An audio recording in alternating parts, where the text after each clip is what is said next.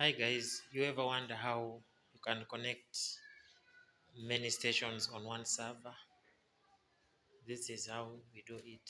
So what you're looking at is uh, computers, a monitor which has a keyboard and mouse, and then it's connected through an RDP, thin client. So the thin client is connected through a switch, Ethernet switch, and then to the internet. But this time the switch also has a cable that goes to the server. So let me switch on this and we see.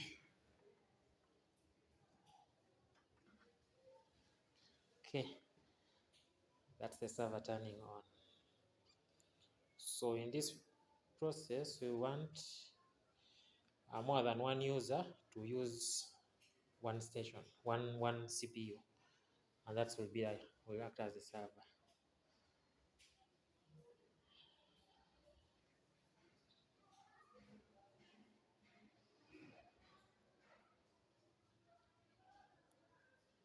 See, so it's one server powering which is connected to three stations directly through a VGA direct and one DP DisplayPort and HDMI. So you have these three plus these connected through the thin client. So if we run this one thin client, and so we can see these are students uh, connected through the IP. So this IP belongs to the thin client, belongs to the server, and we have 11. It also belongs to the server. So all the 10 have the same IP, which directly connects them to the server as their parent. So if I run a student, that's what we get. So you have more than 10. Actually, we have 10 connected like this through the thin client. If we try 17,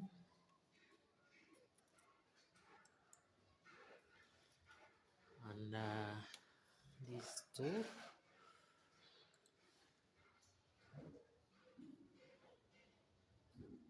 so all stations are connected to one central server. Then if we try to say, now let's log into to student 12. What does a student 12 see when they log in? Then what they have to do is type the name student 12, just like that, then enter. This is what they get. So a student has many resources. They have math resources, they have anatomy, they can study biology, they have geometry press, Britannica, and many other applications that come with Microsoft Office. So what they're running is, what we are looking at is Windows, but not Windows 10, Windows 7. This is Windows Multipoint Server 2016. You can see. So now, what we want to try and see is, as a teacher, how do you control your students? What do you see when you're managing students in the lab during a lesson and stuff like that? So let's get down to it. Here we presume this is the teacher. Let's log in.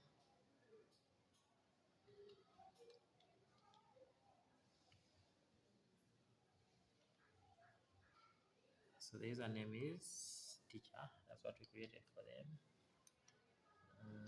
And then it has a password, so because students don't have to access the teacher's work.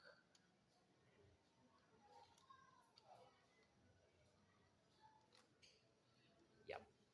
So once a teacher logs in, first of all, what they see is the student's screen on the Multipoint dashboard. So that's what a teacher can easily monitor whatever the student's doing. The teacher can see.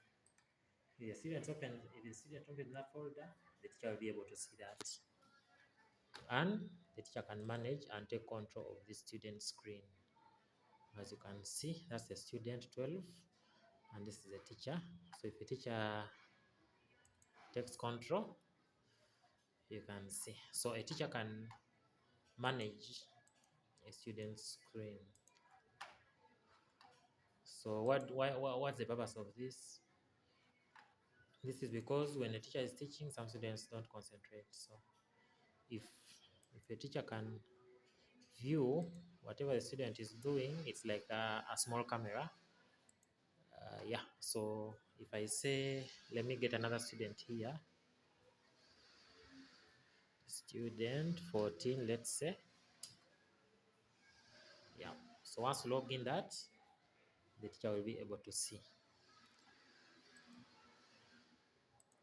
and manage and control whatever the student is doing. The teacher can also launch an application. Say the teacher is teaching a specific topic, and the programs are already on the server. So a teacher will just have to launch an application to all desktops. So all the students will be able to see what the teacher launches. So we are teaching Microsoft Access, or whatever you're going to study is in Microsoft Word. Yeah, the students will see whatever. So let's try to launch math resource. You see, it launches on both. So all students will get the same application. Either way, yeah, we can close that.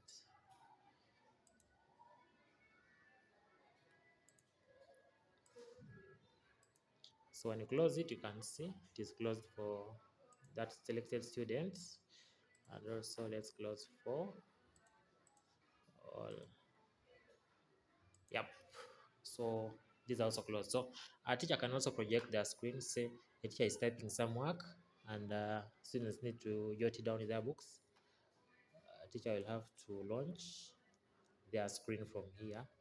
They can launch their own desktop to all students, so that all students can see what the teacher is actually teaching. These other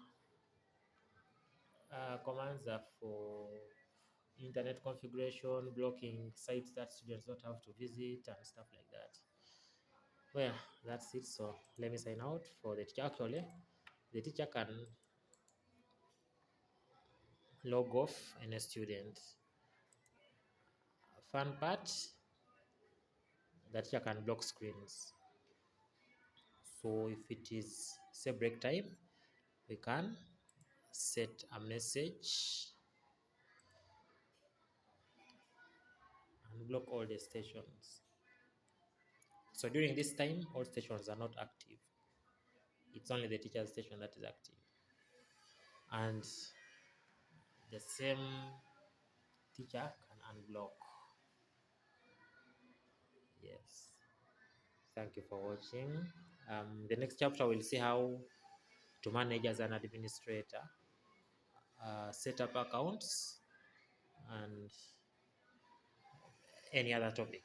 Thank you for watching.